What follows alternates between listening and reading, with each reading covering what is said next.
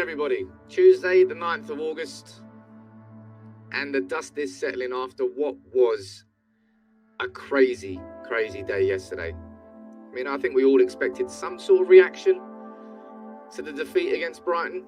I don't think any of us really expected Arnautovic and Rabiot and what unfolded yesterday. It caught me off guard. I think it caught you off guard.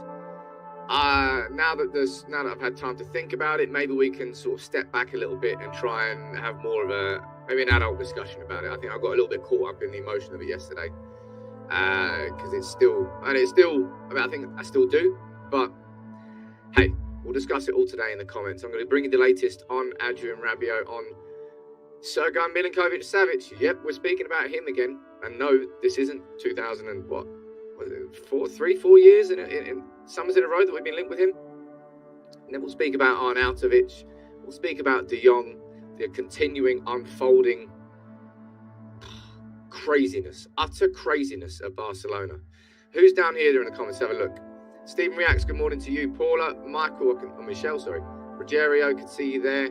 Jean, Klein, Mo. We've got Joda, Dogak, Lawrence, Daisy, how you doing there? Lots of new names. Kieran, I can see you on Facebook, watching from India. Anderson, good morning to you. And Olam, watching from Nigeria. Good morning to every single one of you. Yeah, as I said, I think we all expected it to be a pretty horrible reaction to the game against Brighton.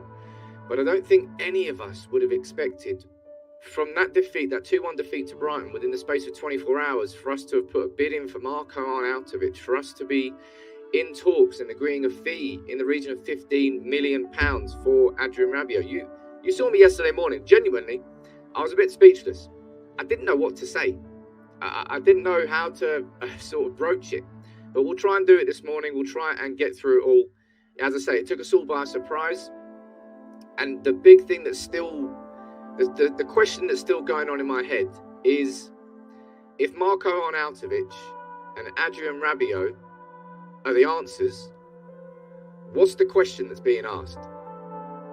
Because in no way, shape or form was Rabiot and Arnautovic at the top of any list that Erik ten Hag compiled before he got the job, at the start of him getting the job. In no way, shape or form. Rabiot, as we'll discuss here in the comments, I think you can logically have a conversation about Rabiot. There's caveats to it, and I'll run through all those caveats, and it was those caveats that sort of took over yesterday. But Arnautovic still, for the life of me, it doesn't matter how much time goes by, that will make absolutely zero sense. In my opinion, it still makes absolutely zero sense. Roger, see they're rejoining as a member there. Nice to see you there, buddy. What are you all saying down here in the comments? There was a super chat that flew in. Let me get that in first. Gary, he's saying, I'm so deflated. I wanted this to be a new start, but it feels like the same old ball. Now, Gary, I know you're not the only one who feels like that. And last night did the second episode of season 2 of the podcast. It was me, Alex, Matt, and Bao. And yeah, as you can imagine, it was a bit deflated, the podcast. And there was something I said in that podcast which definitely resonates. Yes, I'm resonating with myself here. It's a bit weird. That game against Brighton felt like the 39th game of last season rather than the first game of this season, didn't it? That game against Brighton felt like more of the same and more of what we've seen before. And I mean, I hope it's not going to be the case against Brentford. We all know that Erik ten Hag's not been given the tools that he needs just yet. But we're going to speak about it this morning. We're going to speak about Rabiot coming up first. Then we're going to speak about Milinkovic-Savic. Then we're going to move on to Arnautovic. We're going to have a conversation about De Jong. And I'm going to try and answer as many of your questions in the comments as I possibly can. But look, everybody, if you haven't followed the podcast, if you haven't listened to the podcast, it's a bit old school. It comes out once a week, audio only. You can listen to it on Spotify, Apple, Amazon, Google, wherever you listen to your podcasts. It's not available as a video. As I say, I've tried to make it slightly old school. There's such a plethora of content available everywhere. I wanted to try and make it slightly different. That's kind of what I've done here.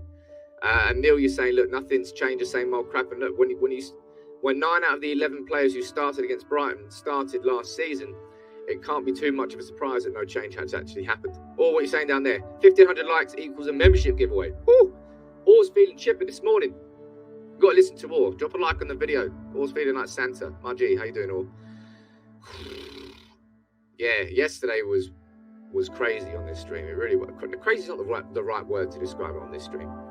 It was just, I think I was staggered.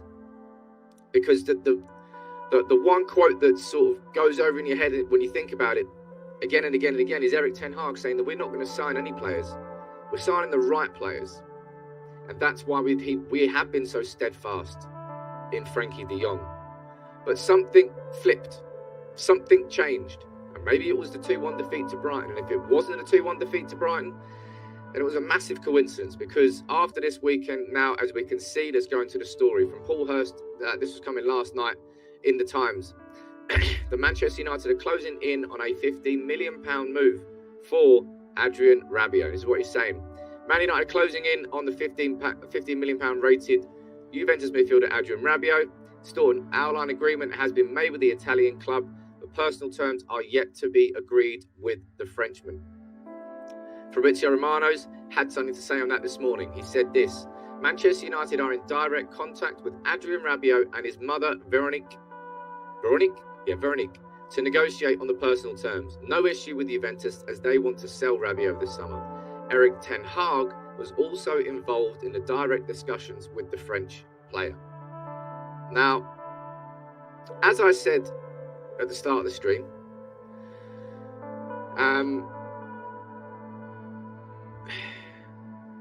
I can understand if you want to have a discussion and debate about Adrien Rabiot. Somewhat of a mercurial talent, somebody who's played for PSG, played in the French national team, played for Juventus. He can't be a shit footballer, but he's somebody who comes with baggage, 2, 3, 4 suitcases that his mum's packed full of baggage. And I think that, for me, was why my reaction to the Rabiot story was so vociferous and angry straight away. It's like we just got rid of Paul Pogba. In my opinion, got rid of Paul Pogba. And now we're going to bring in somebody else. And it's not, it doesn't make sense. In the same way that my reaction to Cristiano Ronaldo leaving the Rayo Vallecano game. I did that video on the Sunday night because, in my opinion, it didn't match up with what Erik ten Hag had been doing. Somebody who's been so headstrong in the discipline and X, Y, Z. Why on earth would he let Ronaldo leave at half-time? As it transpired, he didn't let anybody leave.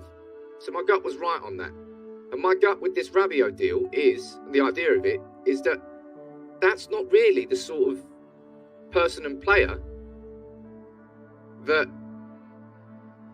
Erik ten Hag, as in my opinion, is trying to bring into this dressing room. Now look, Mike, you're down there, as I say. The Rabiot one, I think you can have a debate and a conversation about. He's 27.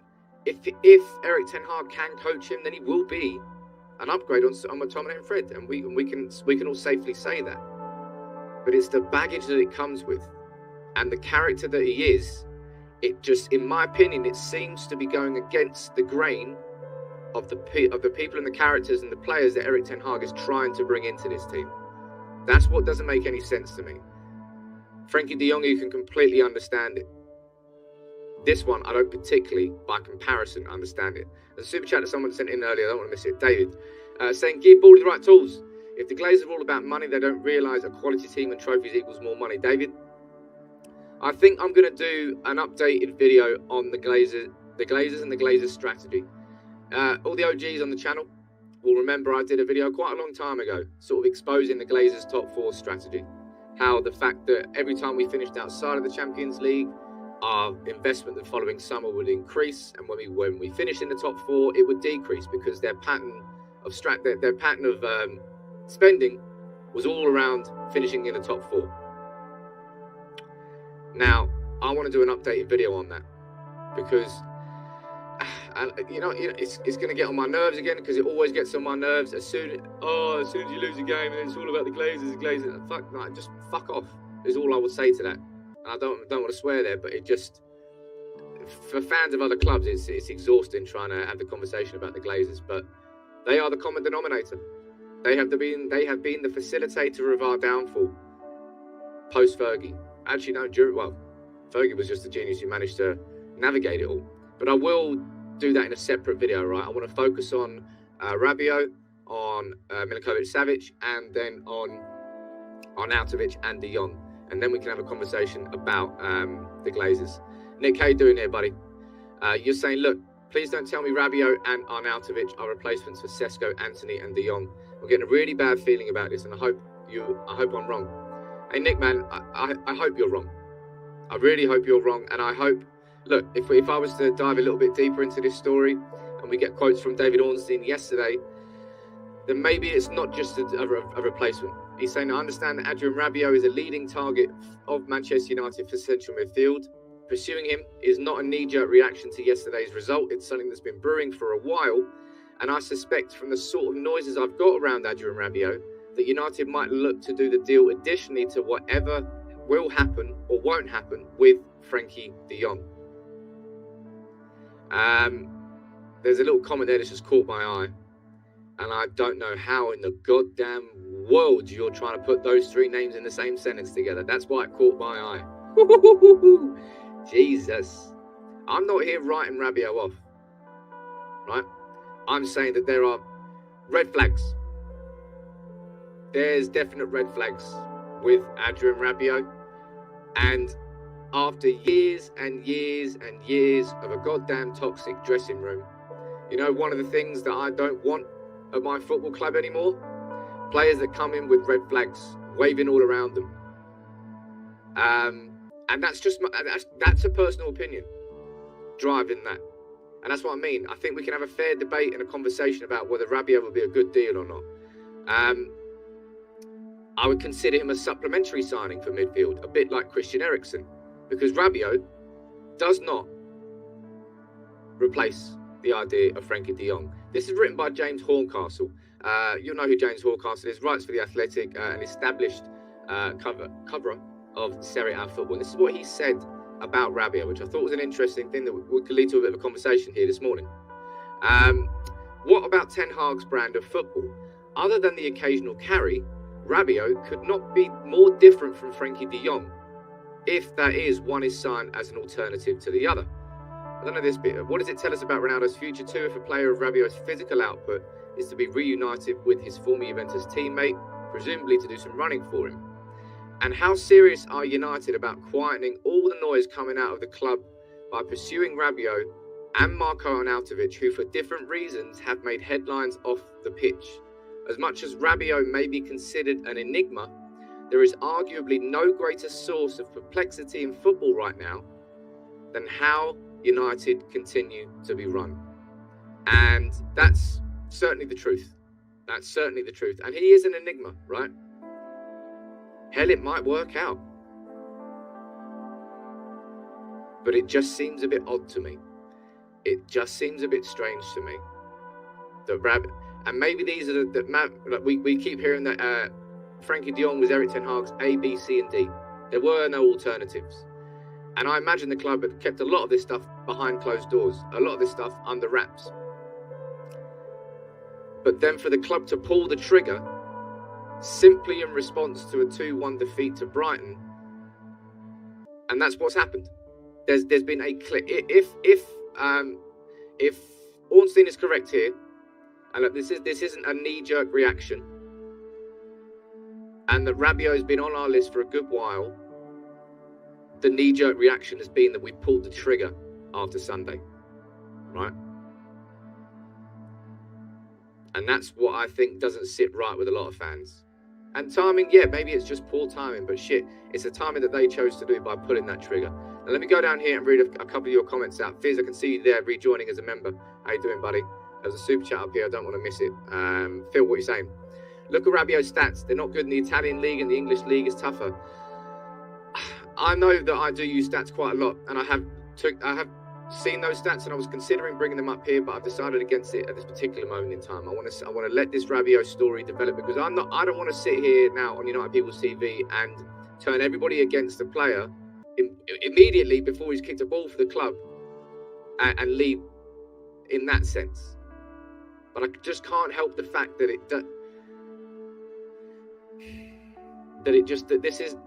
Rabiot's not part of a long. It's just, it still, it leaves me a bit speechless. This Rabiot story, it really leaves me a bit speechless. It's just it's odd. It's odd. Rabiot's odd, and Arnautovic is, Jesus, that makes no sense whatsoever. Babylon Bernie, you're saying, look, Brentford, Liverpool, how many points with McFred playing? Very worried, give Rabiot a chance. He cannot be worse than McTominay. And that's the thing. That's ultimately the big thing behind all of this, Babylon Burner. Everybody's just going to look at Rabiot. You can look at anybody. And I keep using the analogy. It's like going into a shop when you're stoned. And every single piece of that, I'll have that bagel, I'll have that sandwich, I'll have that wrap, I'll have that roast chicken, sod it, chocolate bar. All of it looks good. That's what United are like with midfielders now. Everybody. You can look at, like, you, Brighton, yep, okay, Casada, you could come in. Onana from Lille, every single midfielder looks good. Which makes it difficult to identify who the right midfielder is. Which is what your scouting department is supposed to do. Which is what your manager is supposed to do. And again, if we're looking at how Ten Hag has operated this summer, whether we've thought it was correct or not, without a scouting department that he could trust, he's been going back towards the Eredivisie. He's been going towards Dutch players. He's been going towards former Ajax players. And now all of a sudden, Adrien Rabiot comes into the conversation. It's the only player that we've been heavily linked with to the point where we're going after him that hasn't really been part of that, maybe apart from Benjamin Seska. That's what I mean. It just doesn't really make... There's a lot of reasons why, for me, this doesn't really make complete sense. But I'm not here to dismiss the concept that Rabiot could be a good signing, because he could well be. It just, in my personal opinion, it comes with a sort of baggage that I would prefer Manchester United to avoid, given what we've managed to get rid of over the last couple of years and what we're going towards, right? And that there is a personal opinion. And I can understand why some of you on the video that I did yesterday were probably going, hold on, Sam, I think you're being a bit harsh here on Rabiot. And yeah, I think I am being slightly harsh, but that's because that's driven from recent experiences over the last few years of the wrong sorts of characters in the dressing room that have polluted the environment at Manchester United. Sorry, Dad, looks like I missed a super chat there from good old Sigmund. How you doing, Sigmund? Let me go up here and read it. Thanks for letting me know in the comments. So many comments coming in here, my word. Jeez, where is it? Where is it? There it is. I've got it, my friend. Interested in your thoughts on Fergie and Gill still offering their services. Doesn't their involvement scupper any true foundational changes we want? I mean, it depends on their involvement. So Matt Busby was always there if Fergie wanted to go and knock on his door, and he went to speak to him, and nobody was really particularly offended by that when that happened. Gill was a bit of an interesting one. It's a little bit different to Fergie. I had such optimism that things were really changing, that things were changing this summer. After so many changes happened behind the scenes, I feel we got the perfect manager in, and I know for a fact that he wouldn't have taken that job without some real assurances. But here we are on the 9th of August after our first defeat of the season, and we're still sitting here with a net spend of around about 60 million. And of course, it's not about net spend, but it's about the primary targets. We don't have that ball-playing, deep, creative midfielder yet. We don't have that new attacker in that we knew we needed before the Ronaldo situation. And now it's even more so. Look, go down here. As I say, look, Jab, you can go down. Look, Jeb, sorry, saying that Rabiot can be far more composed on the ball and press resistant, most likely to be dropped for missing meetings, though. Rabiot clearly is a talented footballer. You don't play that many times for PSG, for Juventus, and for France without it. But this is a man who literally took himself out of the 2018 World Cup squad because he didn't want to be a backup. And he had to sit there and watch France win the World Cup without him from the sidelines. This is a man who comes with challenges, I think will be the fairest way to describe it. But Rabiot, of course, is not the only midfielder who we've been linked with over the last 24 hours. Because Jason Burt from The Telegraph has brought up the old name of Sergej Milinkovic-Savic. Now let's read this story here and see what he's saying. He's saying Manchester United are pushing ahead with a surprise bid for Juventus's Adrien Rabiot and are considering a move to finally sign Lazio's Sergej Milinkovic-Savic as they attempt to rescue what has become a frustrating transfer window. A fresh offer for another Italy-based player, Marko Arnautovic, is also expected.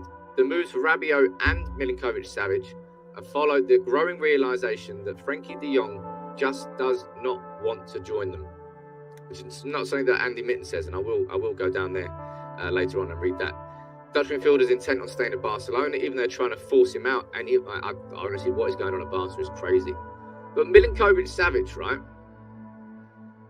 There's a name that maybe we didn't expect to get linked with again this summer. This is a player who we have been linked with for a long, long time. And by the way, what a tash. Look at the craft on that tash. My God, got the curly ends. Excellent tash. Top 10 out of 10 for the tash. Milinkovic-Savic. What's your take on that? First things first. Milinkovic-Savic is not a De Jong replacement, right? Milinkovic-Savic is like a hell of an upgrade on Scott McTominay. He's a box-to-box midfielder. He's somebody who's more naturally suited being closer to the edge of the opponent's box than the edge of his own box. 27. He is a out of all these three names that we're going to discuss here this morning, Arnautovic, Rabiot, and Milinkovic-Savic, right? Milinkovic-Savic is the one that you can look at and say that's a signing that has some ambition behind it. That's a signing that will probably cost a decent amount of money, but a signing that could probably improve quite a few teams inside that Premier League. And he's somebody who we've been linked with for a long, long time. Now, and I've seen it down from you in the comments about 5 times so far this morning about Vanya Milinkovic-Savic. Now, if you don't know who he is, we signed him when I think he was like 17, 18. And that's Sergej's brother. We signed him as a goalkeeper. And it was really weird because I don't think he ever came to Manchester. I don't think he ever came to the club. And if he came to the club, he didn't play for the club. It was a really weird transfer. And he ended up going back and leaving Manchester United. And it was kind of like a sour taste. Would that stop him from... Come on, people. I don't think that would stop him. Right? Yeah, I mean, you could think like that if you want. But there's no way that's going to stop him doing a move like that because of what's happened previously. Maybe I'm wrong. Maybe I'm underestimating how badly we treated Vanya.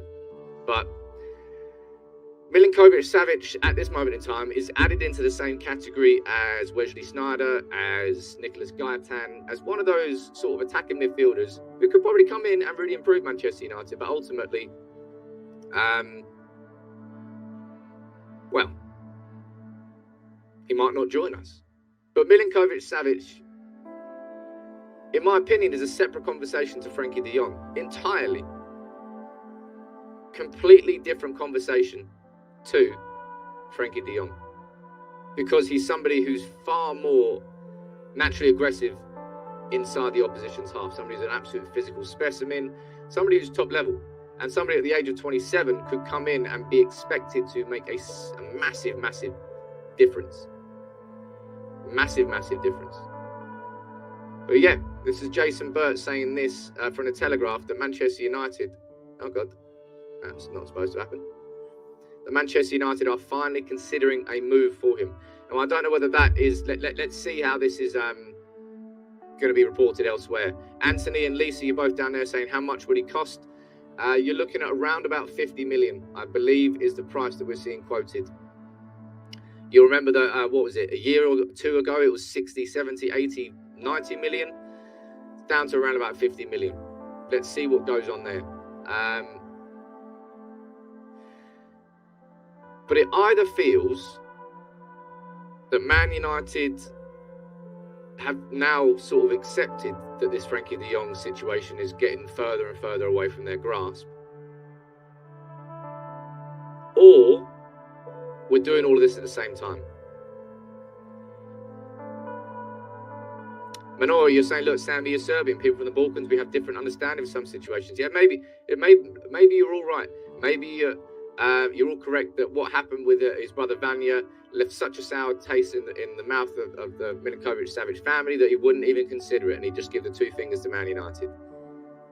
well, I imagine we'd find that out extremely quickly if we went in to try and sign him. Let's go down here. Surely must be a Portuguese midfielder from La Primera. All technicians and comfortable on the ball. Well, what is it? Vitinha went to PSG this summer, I think, as well. But here we are on the 9th of August, having a conversation about Milinkovic-Savic. Again, none of this really sort of sits right with me, man. In my opinion, it doesn't really sit right with me. These are the conversations that we, as fans, were having, I don't know, early June time, something like that. We were talking about options. I guarantee you we had a conversation about Sergej Milinkovic-Savic at some point as well. But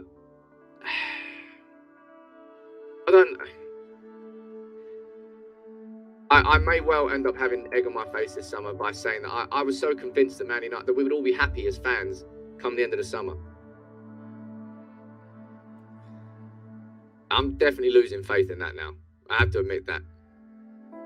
I have to. You can't not. When the last 24 hours have involved Rabiot and Arnautovic. It's weird. It's weird. Well, it's not weird, it's United. Talking about Sesko to Leipzig, I'll speak about that. Don't worry about that, Jack. Chris. Saying apparently we bid 60 mil for Milinkovic-Savic. Would Milinkovic-Savic, Rabiot and Rodriguez be better than Frenkie de Jong and Rabiot? Is that the Argentinian one, Rodriguez? At this moment in time, no one particularly knows what's going on there. There we go. Right, let me bring this up. I was going to bring this up later on, actually, because I was going to be speaking about Marko Arnautovic. But seeing as so many of you in the comments are speaking about it now, I'll bring it up right here, right now. Let's get this on screen. Benjamin Sesko. We can add him to the maybe list. Well, actually, not in the maybe list anymore. Fabrizio Romano, Benjamin Sesko to Leipzig. Here we go, and confirmed. Done deal as anticipated on Monday. It's also signed between the clubs. He will join them in 2023 and he will stay at Salzburg. Let's be completely honest here on two fronts. Number one, I have zero surprise in the fact that Red Bull Salzburg have sold to Red Bull Leipzig, right? I really wanted Sesko. You could sit, that's a sort of exciting young talent that, with the right coach, that would be brilliant. But Salzburg wanted to keep him for another year, and that was always something they affirmed. They absolutely made that clear that they wanted to keep him for another year, which effectively ruled United out at that particular moment in time, because I don't think we were going to be prepared for that unless we had some long-term strategy where we could have let him stay there for a year and sign somebody else. But we didn't.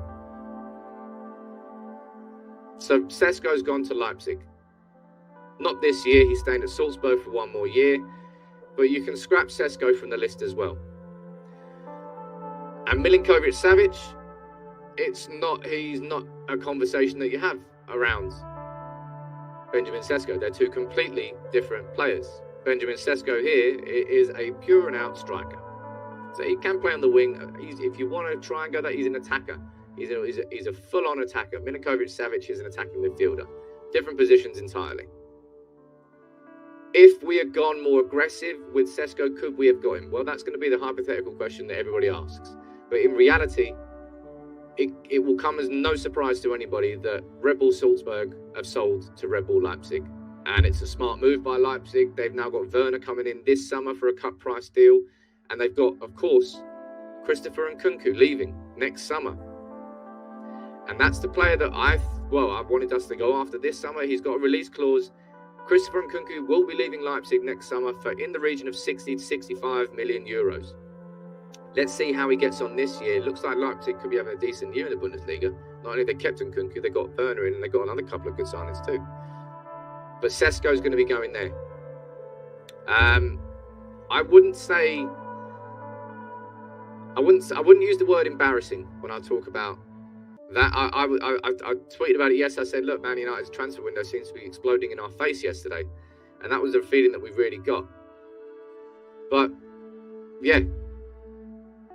Sesko, off the cards. and at the same time as Sesko being off the cards. And I would love somebody in the comments genuinely to give me some decent reasons why I should be even slightly remotely excited about the idea of Marko Arnautovic. Genuinely, someone give it to me. This is Fabrizio Romano here yesterday saying this. Bologna's director, Marco Di Vaio, said, Man United and Arnautovic, we're proud of Man United's interest in Marco, but we are not planning to sell him. We want to keep him at Bologna, as the president said. He is a key part of our project. There's not even a price tag.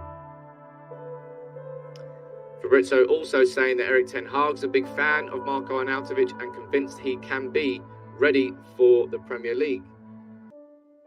That was what I was going to speak about there. Obviously, Benjamin Sesko, that's now done. But for the life of me, I can't get behind any idea of Marko Arnautovic being a good signing. I do not give a toss that he scored 14 goals for Bologna in Serie A last year, and that was 2 less than Gianluca Scamacca.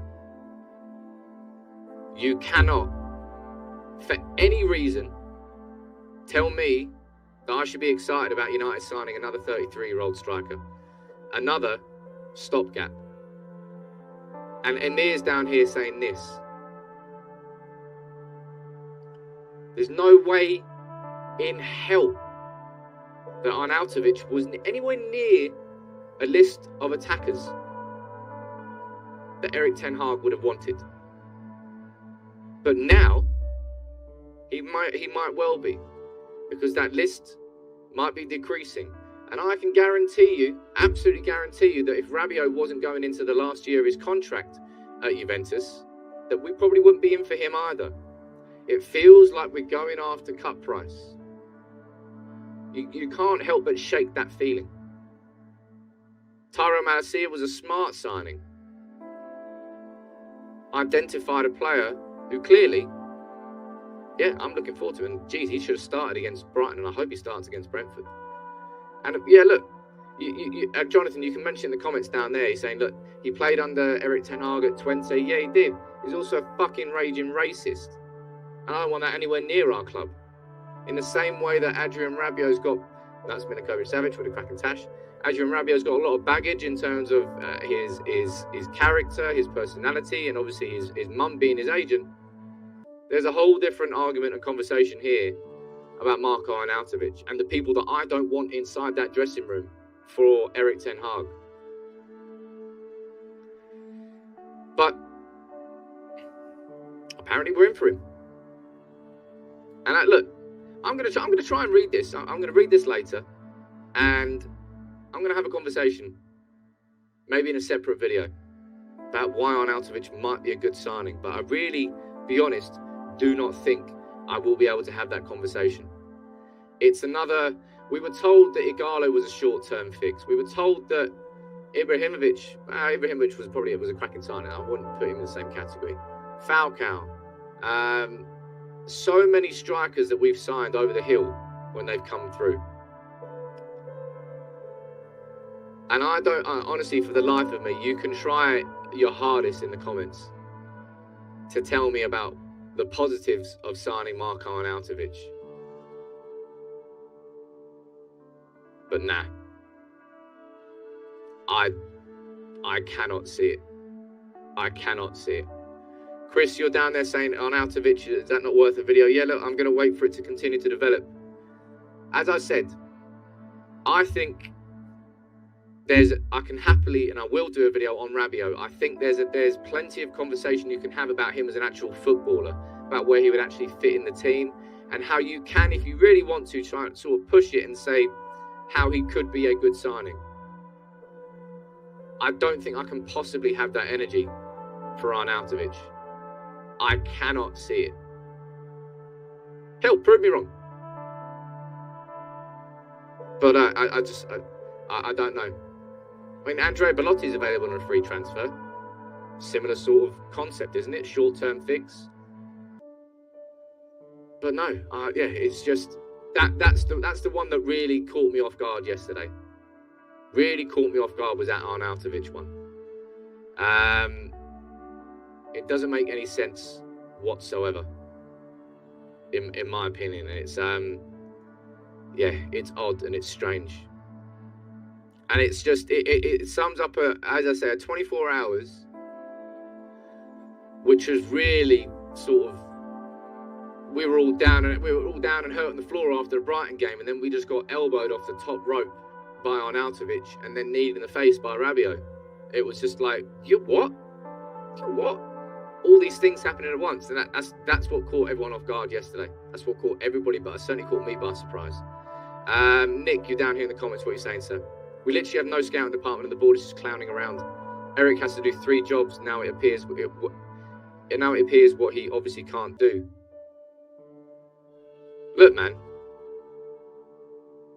we don't have a scouting department, and we have John Murtough, who took it upon himself to lead the transfers, which we knew was a risk, huge risk, and it was the success of him as a football director, therefore, depended on the success of this transfer window. And of course, a lot of that has revolved around Frenkie de Jong, which I have reiterated quite a lot of times. But the majority of this de Jong situation is not United's fault. And I will update you on this, because lo and behold, who could possibly have seen this coming? Barcelona have been blocked by La Liga from registering any new players. They've spent more than any club in European football, and they cannot register Rafinha, they cannot register Lewandowski, or Kessie, or Christensen, or whoever else they got damn signed. They can't play for them for their season opener this weekend, because, lo and behold, again, who could possibly have predicted this? The Schneidy accountants at Barcelona have been very, very Schneidy. Now, you'll remember yesterday I did that video on the fact that they agreed a deal with Manchester United on the 14th of July, 85 million euros. And on the 15th of July, they told Frenkie de Jong that there might be some form of criminality inside the contract that he signed with the club, the extension, which included, of course, those deferred wages, and that might have to be annulled, and that de Jong and his representatives might get caught up into it. The threats that they are doing are just insane. It really, really is insane. And look, going down here, this is from Sid Lowe. I could read this earlier, that was annoying. But look, he's basically saying this: Barca can't register their signings, and this is the mad thing about it, right? Because the accusation, which I did cover in my video yesterday, the accusation is that Barcelona, their deal with 6th Street was to sell off their TV revenues, 25% of their TV revenues. And the accusation that's being aimed towards the accountants at Barcelona is that they set up a holding company. They got the money for the bid to go into that holding company, added in 150 million euros of their own money, and then presented that to La Liga, saying, this is what we've been paid for it. And La Liga said, hold up, that's not what the price was. You've inflated that by adding your own money in. Therefore, we're taking that right back down. So therefore, they're 150 million euros short of where they need to be. And therefore, Barcelona are being blocked by La Liga for registering any of their new players. I think Frenkie de Jong's got a bit of Stockholm Syndrome at this point. If you don't know what Stockholm Syndrome is, it's when somebody is taken hostage and is kept in that environment for so long that they start getting feelings towards their hostage taker. They start thinking that that person actually cares about them. And it really feels like that's kind of going on with Frenkie de Jong. Because, I mean, I know it's his dream club, but bro, come on. Where is the, I don't know, where's the self-respect? They are trying to drag him out of the back of the horse cart, butt naked, through the town, like getting walk with a shame bell through Barcelona. Shame. That's what they're trying to do to Frenkie de Jong. Somebody's got to put that on. Laporta on the on the woman's face, and then de Jong getting dragged butt naked. That's what it feels like. Yet he still doesn't really want to force that exit. And I know he can't force that exit because it will basically get rid of him. Get rid of it would take power away from his negotiations for those deferred wages. So I understand the silence is a requirement. But this is what trust me, what Barcelona have done and are doing this summer will be remembered forever as a case study. It really will set precedents, and they won't happen again. They've been constantly trying to find loopholes. It's crazy, man. It is crazy what they've done, and United have got caught up in the spider web of that. And I don't hold John Murtough responsible for that. I don't think anybody could have predicted it. Even if Erik ten Hag, and I think Erik ten Hag did get those assurances from De Jong, otherwise we wouldn't be this far down the line. And Andy Mitten says over here, he goes, look, Manchester United wouldn't be in this if they didn't think they had a chance. And he said he's actually more optimistic of him joining United than he was a week ago. Well, come on. Blake, you're over there saying, look, I'm putting all these ads in your videos is annoying. I don't put them anywhere. That'll be down to Facebook. It's not my bad. I don't control where they go. Sorry, man. People are talking about bringing back Memphis Depay. Blah, blah, blah, blah, blah. I mean, I don't know about that. They've sold off 25% of their TV rights for the next 25 years, man. This window now has got me feeling like that. It's crazy. It really is crazy. My gut instinct is telling me that I think Adrien Rabiot, this deal will go through. And my initial reaction was pretty emotional around it because of what we'd let go, and because of where I thought we were going towards, and because of the characters I feel that we need in that dressing room and don't need in that dressing room. For me, that's why the red flags around Adrien Rabiot were a bit brighter than other red flags. Marko Arnautovic, I don't care what you say to me. I can't have a serious conversation about him coming to Manchester United being a good thing. I just can't. It's another Regalo. And it's another short-term stopgap. Because we can't either A, get who we want, or B, I don't know. It's odd. And then C, there's Milinkovic-Savic rumours. Well, I've been here before. Let's find out if anything's different this time. But there's absolutely no doubt that out of all of those three signings, Milinkovic-Savic is the one who could come in from those three and make a massive difference to this team. Huge upgrade on Scott McTominay. Will bring a new, and not a physicality, but an actual quality on the ball. And a ball carrier too. Good. We're definitely not going to be getting Benjamin Sesko. Fabrizio Romano's confirmed that he's off to Leipzig. We can scrap that name from the list, and maybe we can scrap De Jong from the list. But to go from the idea of signing Sesko and De Jong to all of a sudden signing Arnautovic and Rabiot, that's a hell of a drop. It's like getting out your Ferrari and jumping in a Fiat 500. Doesn't sit right with me. It's definitely not part of a long-term strategy. Maybe Rabiot is one of many midfielders that we have lined up as potential De Jong alternatives, but Rabiot is not a progressive ball carrier from deep, guys. He's not. Juventus fans are literally clapping the idea that he's going to be leaving. Clapping. They are ecstatic that he might be leaving a year earlier than they thought. He's on big wages too. Trust me.